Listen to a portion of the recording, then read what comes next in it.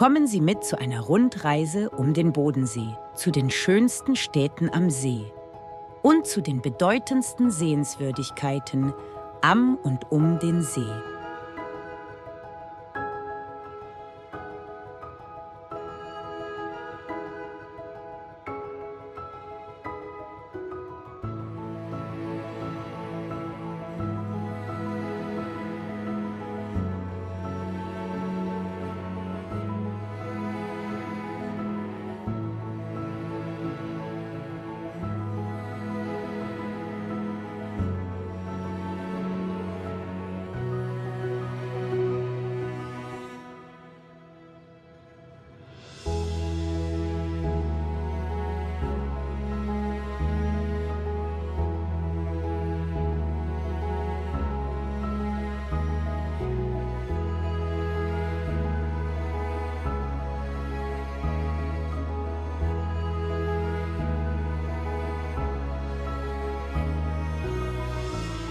Deutschlands größtes Gewässer wird unterteilt in Ober-, Überlinger und Untersee und den Seerhain. Der größte Zufluss in den Obersee ist der Alpenrhein im Rheindelta. Der einzige Abfluss ist der Hochrhein bei Stein am Rhein. Seinen Namen, Bodensee, erhielt er von Bodomo, Adelssitz am nördlichsten Teil des Überlinger Sees. Bodemse 1087. Damals Münzstätte und Königspfalz. Heute Bodmann. Dort beginnt unsere Rundreise um den See und das Umland. Nur wenig entfernt kommt man zur ehemaligen freien Reichsstadt Überlingen. Die herrliche Altstadt wird überragt vom Münster.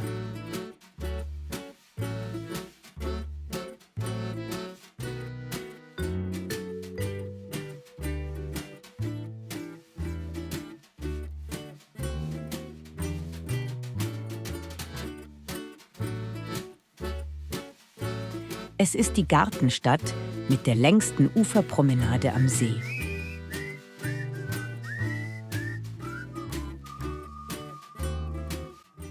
Schon von Überlingen aus erkennt man die im Barockstil erbaute Basilika Birnau, umgeben von Weinbergen, mit Blick auf den Überlinger See und die Insel Mainau.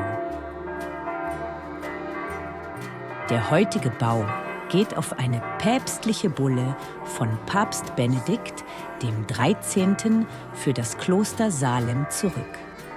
Die Rokoko-Ausstattung macht die Birnau zu einer der außergewöhnlichsten Rokoko-Schöpfungen Süddeutschlands.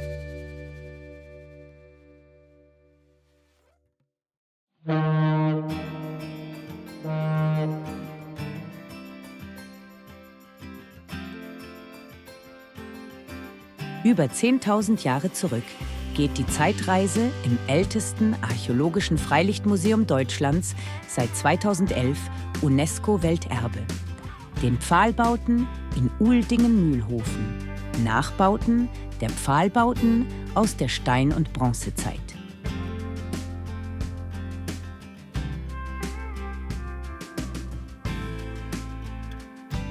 Nur wenige Kilometer sind es von hier aus zum Schloss und Kloster Salem.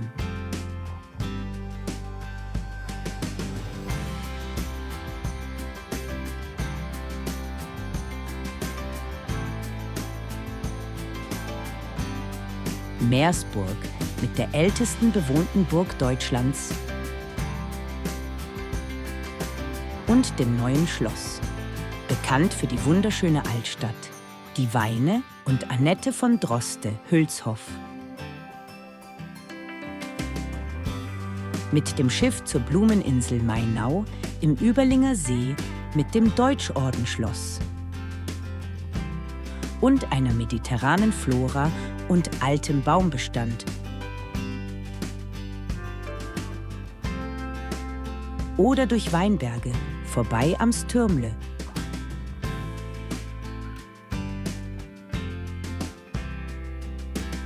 Durch Hagnau, nach Immenstadt. Vorbei an Schloss Kirchberg.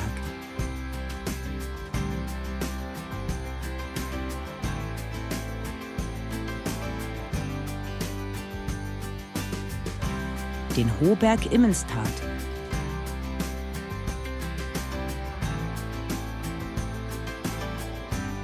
Schloss Hersberg,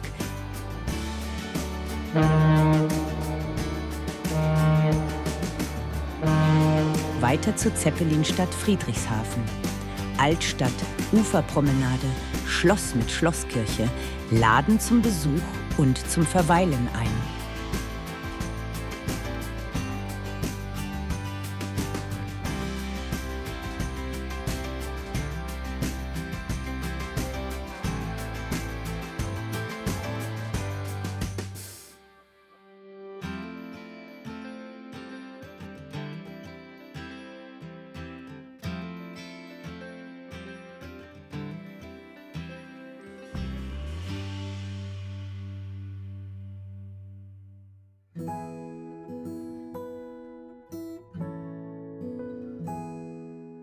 Über Tettnang mit dem vermeintlich besten Hopfen Deutschlands und dem Schloss Montfort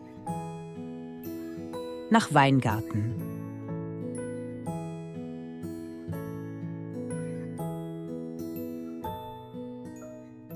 Die Stadt überragend thront auf dem Martinsberg, Deutschlands größte Barockbasilika St. Martin und Oswald mit der Grablegung der Welfen.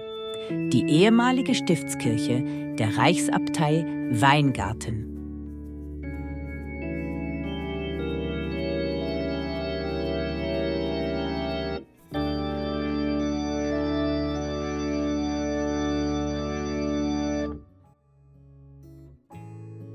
Auf der Rückfahrt sollte man durch die prächtige Altstadt der Spiele Ravensburg bummeln.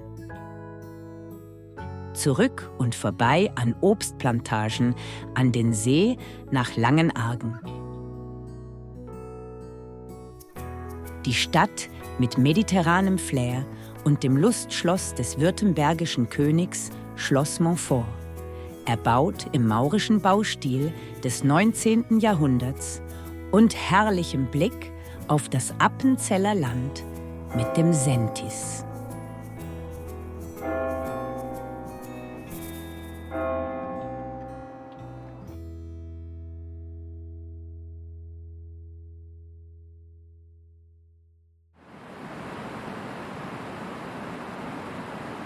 Über die Argen auf der Kettenbrücke nach Kressbronn und weiter nach Nonnenhorn.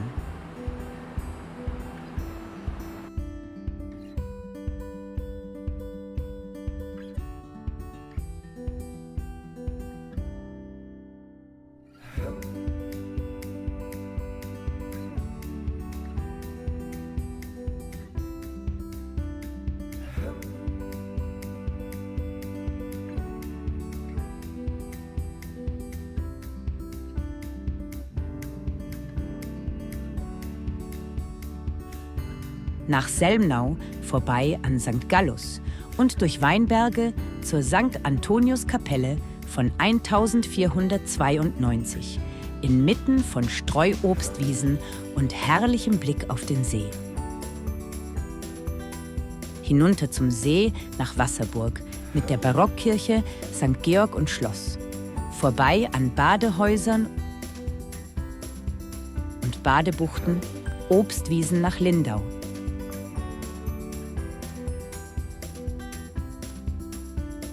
Die ehemalige Freie Reichs- und Inselstadt wird geprägt vom Münster, bemaltem Rathaus, dem alten Wachturm im Hafen, dem Mankturm und dem bayerischen Löwen an der Hafenausfahrt.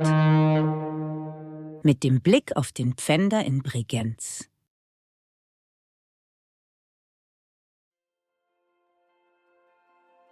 Weiter am See entlang und vorbei am alten Militärbad in die Festspielstadt Bregenz.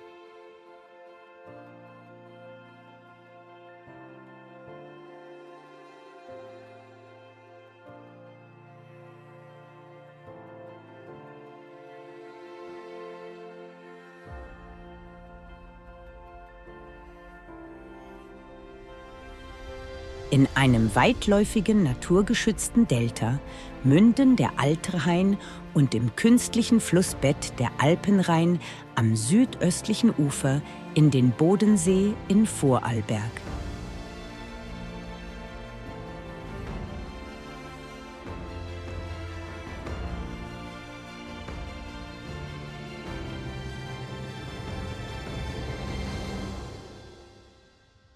Von der Bodensee Stadt Rorschach mit Kornhaus und der Badehütte durchs weitläufige, hügelige Appenzeller Land mit Streusiedlungen und Weideland hinauf in die Kulturmetropole St. Gallen mit dem Wahrzeichen der Stadt, dem Stiftsbezirk. UNESCO-Weltkulturerbe seit 1983. Ehemals eines der bedeutendsten geistigen Zentren Europas. Die zweitürmige barocke Kathedrale St. Gallus und Ottmar mit beeindruckender Baukunst und Deckenmalerei.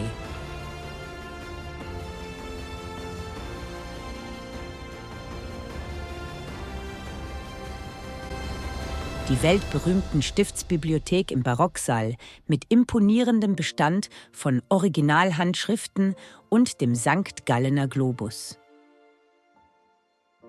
Und einer malerischen Altstadt. Über die Stadt Appenzell mit ihren bunten Häusern zur Schwägalp mit dem höchsten Gipfel des Appelsteingebirges, dem Sentis. Oft von Wolken umhüllt. Mit der Gondel hinauf zum Gipfel mit weitläufigem Blick auf die Bergwelt. Von Wasserauen hinauf zur Ebenalp. An diesem Morgen wolkenverhangen. Auf dem Fußweg hinab ins Tal. Durch die Höhlen mit Spuren der Neandertaler an der Ostwand der Ebenalp, die obere Höhle, die Altar- oder Kirchlihöhle und die untere Höhle mit dem Eremitenhaus zum an der Felswand klebenden Berggasthaus Äscher und anschließendem steilem Abstieg mit einer herrlichen Fauna und Flora zu einem der schönsten Schweizer Bergseen, dem Seealpsee, auf der Rückseite des Sentis. Die Fahrt weiter in die Hauptstadt Liechtensteins Vaduz, mit Kunst in der Altstadt, dem bewohnten Schloss und der ältesten noch erhaltenen Holzbrücke über den Rhein. Weiter rheinaufwärts ins nicht weit entfernte Kalfeisental. Vorbei am Gigawald-Stausee in die aus dem 14. Jahrhundert stammende Walsersiedlung St. Martin in Wettis. Ein geschichtsträchtiges Dorf, wie ein Freilichtmuseum inmitten im UNESCO-Welterbe und dem St. Martin Kirchli von 1312.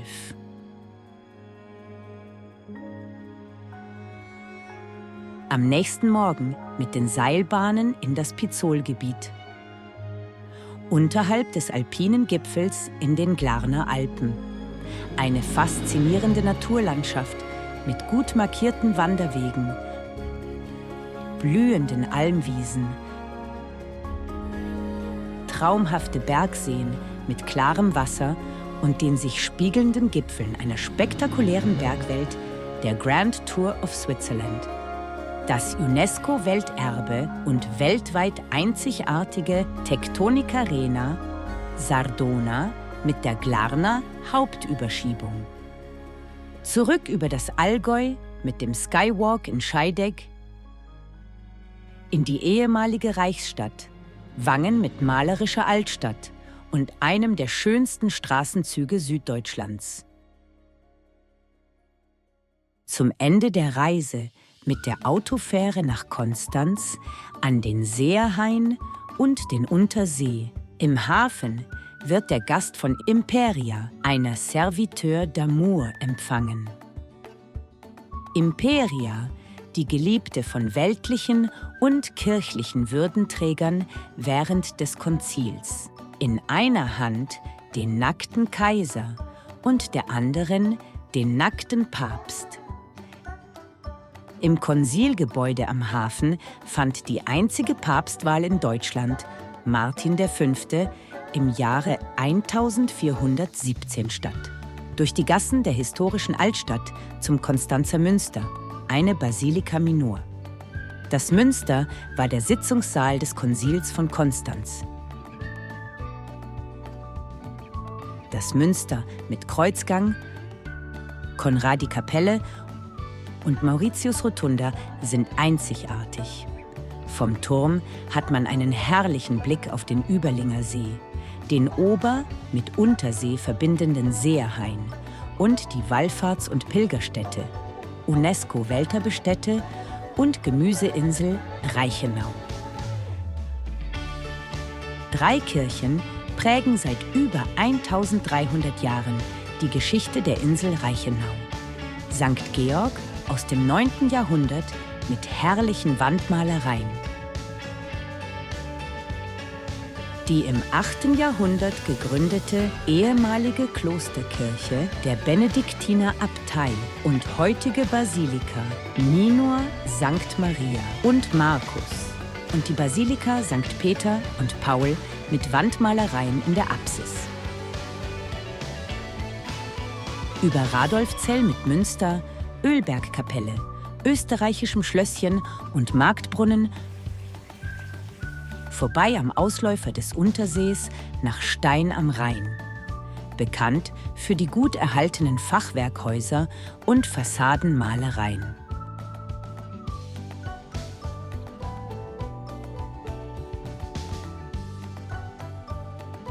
An der Rheinbrücke in Stein endet der Bodensee.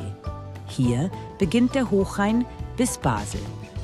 Unterhalb von Schloss Laufen in Schaffhausen der Rheinfall. Ein grandioses Naturschauspiel. Der Hochrhein stürzt sich an einem der 3 größten europäischen Wasserfälle tosend auf 150 Meter Breite, fast 30 Meter in die Tiefe. Das Ende einer an Höhepunkten wahrlich nicht armen Reise, das Konstanzer Seenachtfest. Die Konstanzer Bucht voller Boote und Schiffe. Ein großartiges Feuerwerk zum Abschied.